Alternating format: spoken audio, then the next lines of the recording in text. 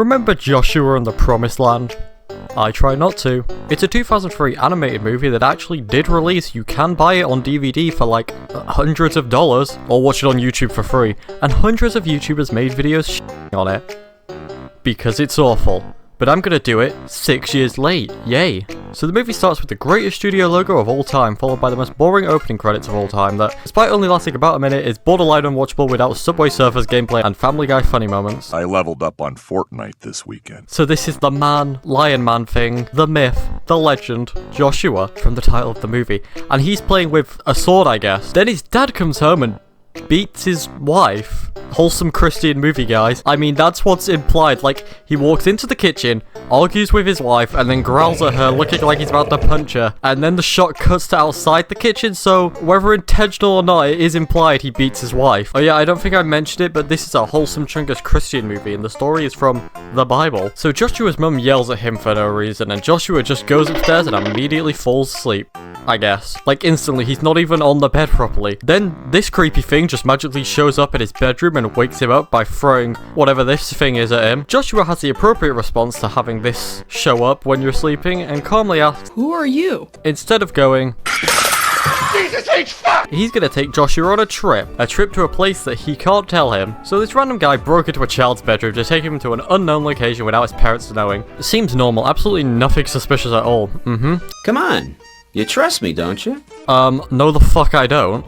I guess. What do you mean? If Joshua gets murdered after this, that's just a natural selection, honestly. There are so many red flags to this scenario. So, of course, Joshua goes because Chris, oh yeah, that's his name, promises to have him back before dinner, and Joshua trusts the man who sent Chris, which, I mean, is implied to be God, but without the context of the movie, how the hell would Joshua have any idea who sent this guy? So after Chris breaks Joshua's arm, they clip through the ceiling and fly away to, one of those brick pyramids that spawned in early Minecraft. It's just a pyramid. I don't know why it's made of bricks. I'm gonna fucking bash your fucking head against the wall with a brick if you don't shut the fuck up. But whatever. So Chris takes Joshua to the Pharaoh, who is like this evil guy who enslaved people. After the sickest transition in cinema history, Joshua and Chris fly into a fire and die.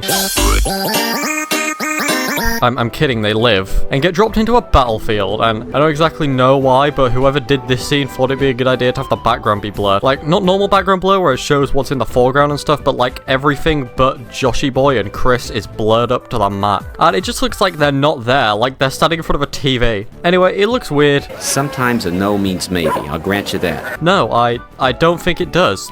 Ever. Oh yeah, I'm now realizing that I've just completely failed to mention the most obvious glaring problem with this movie. Looks like shit. Yet the animation in this movie absolutely sucks. It was done by one guy in 2003 and you can tell. The characters just constantly clip into themselves and their bodies move in ways they're clearly not meant to by the way that their characters' limbs move. Or what is going on here? Oh yeah, also, we're not tackling the normal Joshua and Promised Land. This is the extended edition that includes the deleted scene. This is the director's cut of Joshua and the Promised Land, although I guess the director's cut would be the original because it was the director's choice to remove a 14-minute scene for some reason. As if that helped the movie. What is it? Whoa. Alright, so now Joshua has, I guess, possessed this guy, which, I mean, raises some questions. Actually, like a ton of questions. Does this guy know this is happening? Can he still feel everything his body feels, or will it just time skip? Joshua's body still at home, or did it disappear when he possessed this guy? If Joshua is now this guy, where does this guy's soul go for the time being? Who cares? It's a bad animated movie from 2003. So then Moses parts the Red Sea, like in the Bible, and we get to see this beautiful water texture. Wow, incredible. It was at this point that I thought to myself, why are these guys animals? They are basically human bodies with animal heads, so like, why are they now animals? Just make them humans. Surely it'd be easier. I haven't read the Bible, but I do know Moses was a person. This also raises questions about how does something like Noah's Ark now work if all animals are sentient? Hey kid, miss me? I'm tired. Now you know why I didn't take that long walk with you. It was miles and miles. Wait. My guy, you can fly. You could have flown Joshua there instead of making him walk. This guy kidnapped like a 12-year-old or something and then forced him to walk for miles when he could fly.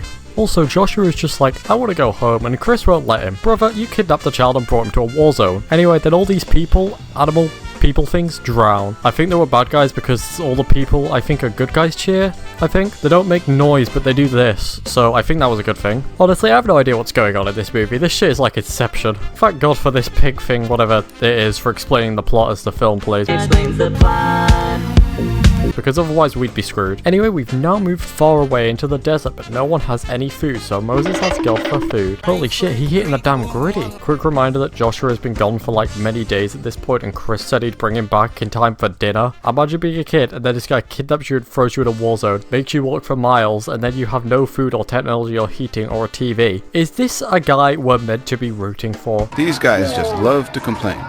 Sure, they had enough food, but they didn't have enough water. Okay, that seems like a reasonable reason to complain. He's like, oh boy, these guys sure do love to complain. They're gonna die of dehydration, my guy. Anyway, now Joshua has led a battle to fight an army. This is when I started to question, wait a minute, why did Chris pick a 12-year-old? Like, he could have chosen anyone because he's like magic. Bro, pick like a super strong, intelligent fighter. Why a kid? Okay, so now we're going into battle, and pretty sure that guy is meant to be behind this guy, but pop off, I guess. Maybe he's just really tiny and can fly. Let's beat these guys! Wow, truly touching words there. Are you regretting picking a child to do this yet? And now the most intense battle in cinema has begun, where the same like 4 character models copy-pasted battle each other. Joshua immediately falls over. Great. Anyway, this goes on for ages until they win, I think. No clue what is actually happening now. There's still like more than half the film left, so Moses goes to see God and leaves Joshua for 40 days. Guys, I'm starting to think bro has missed dinner. Eventually Moses gets the 10 commandments and hears singing, which leads to this iconic scene that we've all seen. No! No! So everyone is emoting around a sheep, which is bad. Okay, now Joshua has been sent to Jericho as a spy, and I mean, he doesn't exactly blend in. All these guys are literally the exact same 2 character models. How is it that not a single person has noticed, hey, wait a minute, this guy looks completely different to every single person in this place. Bro, look at this. He does not blend in. So basically, they have to get rid of the people in that land so they can live there. Also, the people there killed a baby, so you know it's justified. Now they're discussing how to defeat them, and honestly, props to this scene for having different characters. Like, wow, all these characters actually look different instead of being the same 5 character models. That's nuts. Nuts. These guys had to wander in the desert for 40 years. I'm sorry, did you say 40 years? Oh, bro, you'll be back in time for dinner. 40 days was bad. He's gonna be 40 years late to dinner. His parents might be dead by the time he gets to dinner. What the hell, man? Anyway, now that everyone who didn't want to go is dead, they can finally conquer the land. We should get together more often. I have a big family and you have responsibilities. Great audio editing there, guy. I also like how Joshua still has the voice of a 12-year-old, even though he should be like 52 by now. And his body is like 60-something. Anyway, these guys are spies, and yep, they sure do blend in. Seriously, how is no one noticing this? They're not hiding, they're just walking around. So they find this luxury 5-star room to stay at. Cool. It's like 5k a month in London. Finally though, someone realized, these guys are obviously suspicious. Don't worry though, this person, animal thing, is a real one, and she ain't letting the guard in. She tells them they left, so they go after them. And you know what? This movie has a pretty good story. They didn't make the story, it was taken from the Bible, and it's also poorly edited, animated, and just overall done, but it has a good story. This guy turns purple for a brief moment, but pretty sure that's not meant to happen, but neat, I guess. Oh shit, shit's about to get real. The final battle is starting. Let's freaking go. I'm so hyped, mostly for this film to be over. I don't know why, but this ending reminds me of this Angry Birds animation, because that takes place in a castle too. Alright, so 7 days later, the battle actually begins. Several giant Chris Angel things start hitting the castle with hammers, and not gonna lie, this is actually sick. Oh, that's it. It's Jova. That was mid. That was the finale to the movie, the final battle. Bro, it's over. All that build up, damn. Anyway, time for Joshua to go back home, and he's been gone for 40 years, right? So this must be nuts for him. He has lived a completely different person's life for 40 years. So that's longer than his own life at this point. So he must have forgot so much stuff about his old life in that time. This must suck for him. It reminds me of freaking Roy the Game from Rick and Morty. So it turns out it was all just a dream. A 40-year dream, I guess. Anyway, you're late for dinner, which was not my fault.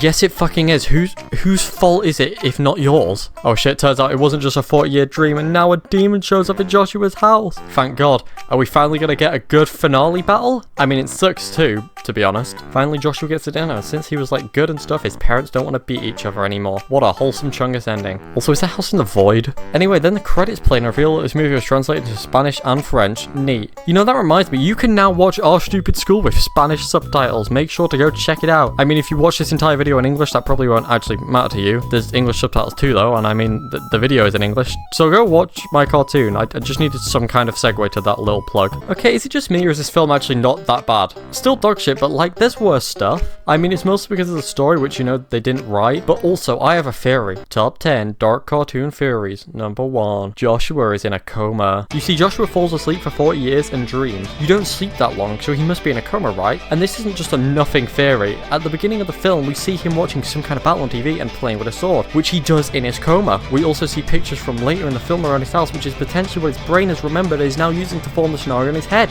as he is in a coma. But we also see that Joshua has some plush toys in his room, plush toys that just so happen to be identical to the characters throughout the film. And to top it all off, at the end of the film, Joshua's parents say grace before dinner, and so that means it's likely that Joshua would have known the story from the Bible. You know, I was just memeing, but I think I'm unironically onto something. Oh my god, maybe that's why his house is in the void, because that window is behind him and he's not thinking of outside because he can't see it, and we're seeing his coma vision, so there's nothing outside the house. And also, that's why Joshua's parents aren't like arguing anymore, because Joshua never woke up and this is his ideal world. Holy shit.